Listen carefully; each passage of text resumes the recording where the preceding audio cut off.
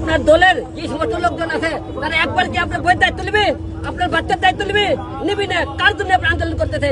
এই দেশের জন্য যত আপনি আন্দোলন করে আজকে এই দেশের লোক পরে জুতো পেটা করে দেশে 10টা কাজ করবেন, উপকার নাই, একটা খারাপ করবেন, খারাপ কাজ করবেন দেশের লোক বলে দেবে।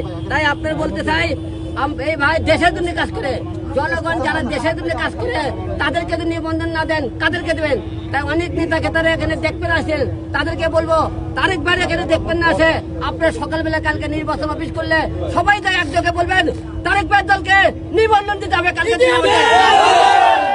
আমরা এটা দোষে দাবি নাই, কারণ রাজনীতি মঞ্চে মানুষ অনেকে অনেক কথা নীতি কথা বলে, নীতি কথা দিয়ে অনেকে পেট চলে না। তাই যারা সত্য পড়ে থাকে তাই আপনাকে অনুরোধ করবো তারেক ভাইয়ের দলকে নিবন্ধন দিবেন। আর এবং যারা দেশের জন্য কাজ করতে চায় এবং তার বউ বাচ্চা তুলে এতিম হয়, এর জন্য নির্বাচন অফিসার যারা আছে তারা সবাই দায়ী থাকবে। এই দেশের জন্য সেগুলো আজকে মারা যায় না খেয়ে না খেয়ে, তাহলে কিন্তু এই দেশের তার স্ত্রী সন্তান দায়িত্ব তাদেরকে নিতে হবে। আপনি সবাই কি একমত?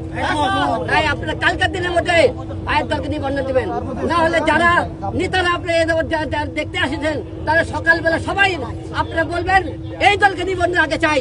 কি বলেন আপনারা? চান না আপনারা? চাই।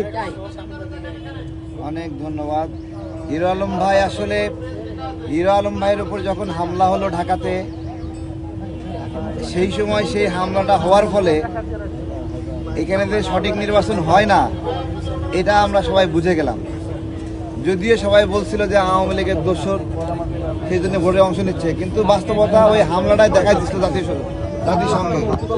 কিন্তু এই ইলেকশন কমিশন কি জিনিস, 14 সালে একটা মারাত্মক নির্বাচন করছে, 18 সালে আরো মারাত্মক, 24 সালে আরো মারাত্মক।